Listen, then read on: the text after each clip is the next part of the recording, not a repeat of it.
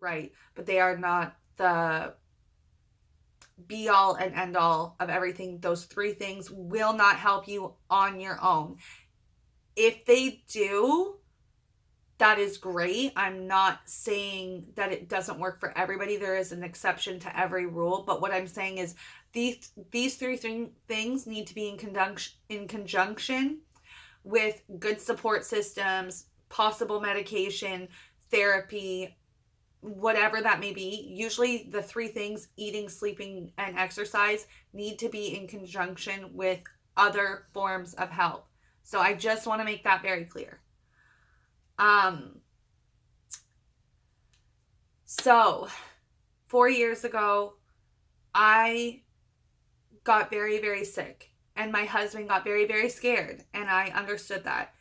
He forced me to go see my family doctor, and my family doctor didn't know what to do. The state that I went in that day was very scary. I was very defiant. I was extremely hostile and sad and crying and a mess and yelling and screaming in a doctor's office.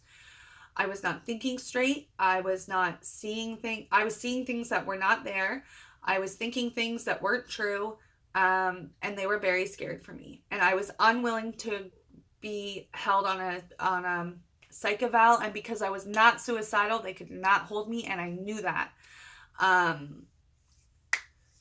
I ended up going home, and I got a call that I had to be reevaluated. I was reevaluated by a doctor in Toronto, Ontario, Canada, via Skype at my local hospital up on our mental health ward. That was probably the best day of my life, as well as some of the worst news of my life. He re-diagnosed me. So instead of just having bipolar and anxiety, that is when I was diagnosed with insomnia, post-traumatic stress disorder, borderline personality disorder, as well as like very, very bad anxiety. He also said that I could have dissociative states, something I had never even heard. I had actually never heard of borderline or dissociative states prior to this. So he said he did not feel I was bipolar. He felt like bipolar and borderline mimic one another in a lot of similar ways, but there are very telltale signs of when you are one or the other. I will agree with that. I don't feel like I'm bipolar. I feel like bipolar, if you look it up, you have very, very high highs for long periods of time and very low lows for long periods of time. That does not happen to me.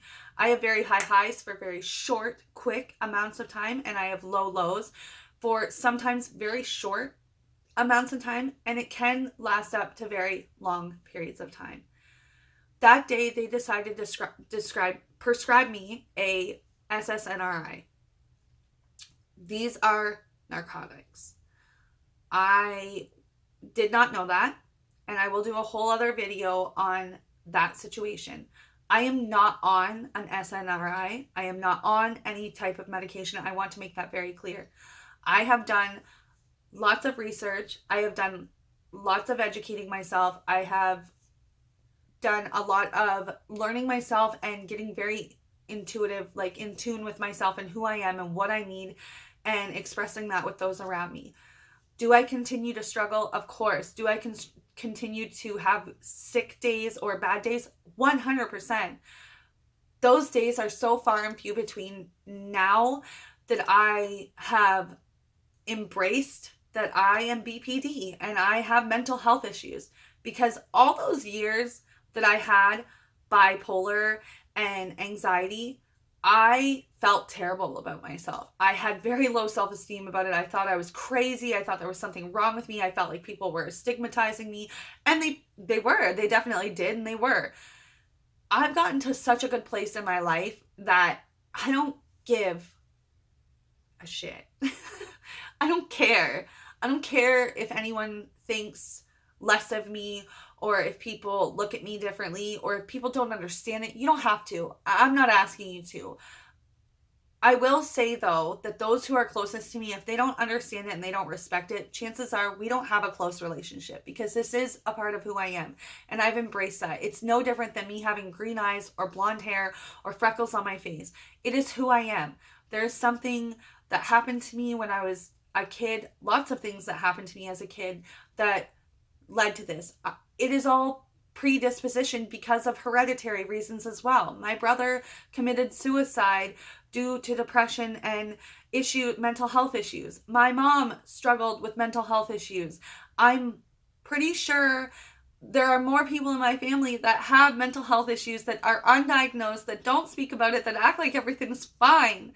So for me, this is who I am, and that's who you are. And who you are is beautiful, and you are smart, and you are kind, and you are worthy of being here, and you will get better, and life does get better. And I am so thankful that I hung in there, that I had my daughter, that I had my mother, that I had the friends that I had all throughout my life, because I had a great boyfriend who stuck by me through all of the craziness in the very beginning. He was so good to me. I will never ever be able to thank him for those 3 years that we were together, because I don't know what I would have done. I then ended up having some amazing friends here in my hometown when my mom moved me here. And then I found the child and youth place that I went to, and they were amazing people. And I would not be here today if it was not without all of this support and all of this unconditional love that I'm sure at some points in my life I didn't deserve. And you know what?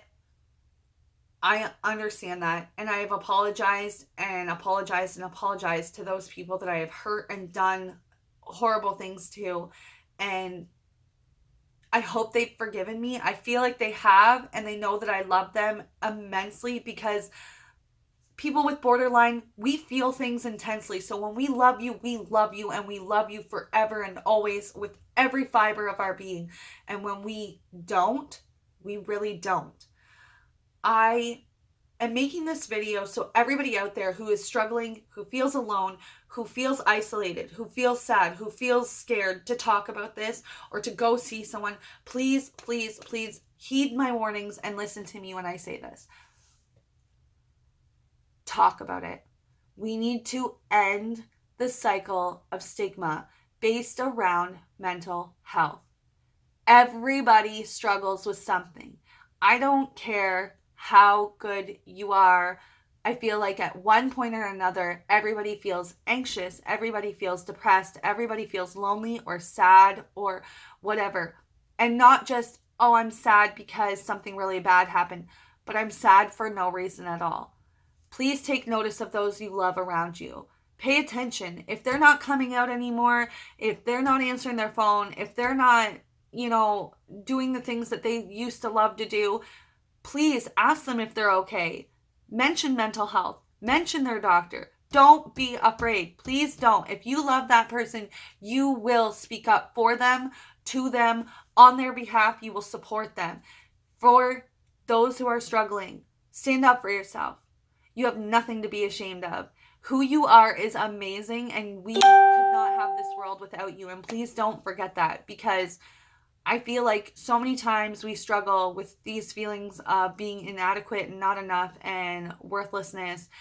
And that's just not the case. That's just not the way it works, man. We're all here for a reason. And I am so grateful for my friends who pulled my ass out of bed when I couldn't do it. I'm so grateful for my kids who have loved me unconditionally, even when mommy couldn't get out of bed and I was sick and I cried all the time and I couldn't go to their school stuff and I couldn't do things that normal moms do. My kids love me no matter what. And I'm so thankful for my husband and my mother and now my dad, who totally understands that this isn't a joke. I love educating people, and I love people who are willing to learn about this and willing to be open-minded about this, because it affects everyone around you, whether you see it or whether you don't, whether you acknowledge it, whether you don't. It is affecting everyone. And the more that we know, the better we can do for one another as a human race. To all my people out there with BPD, I'm here for you. If you guys want to DM me, if you want to talk, if you want to message me, you want to leave a comment and I'll message you, please don't be afraid. I will answer every single email. I will answer every single message. I will answer every single DM, day or night, because I know what it's like and I'm here for you and I will do the best I can for you. Keep on fighting that internal fight. Keep on fighting this fight out here with all of us. Just open up, be honest. Tell people how you're feeling, because you're worth it. You're really worth it. So I'm sorry this video was so long, and if you guys want any other story times of my mental health and what it did to me as a teen and how it affected those around me, please subscribe. Please don't forget to subscribe to my channel. There's lots of great content coming. We talk about family, friends, makeup. I love makeup. We talk about mental health on here now too. So like, this channel is just everything that I love, and I hope you guys love it. And I hope you guys love me, and I hope that you guys know how much I love you, because I really do. And I really appreciate everyone who watches these videos and supports me. This is something that I've always wanted to do, and I've always been afraid to do it, and now I'm not being afraid anymore. So thank you for supporting all my dreams and letting me push away my fears. So I love you guys. You guys are beautiful, and I'll talk to you guys soon.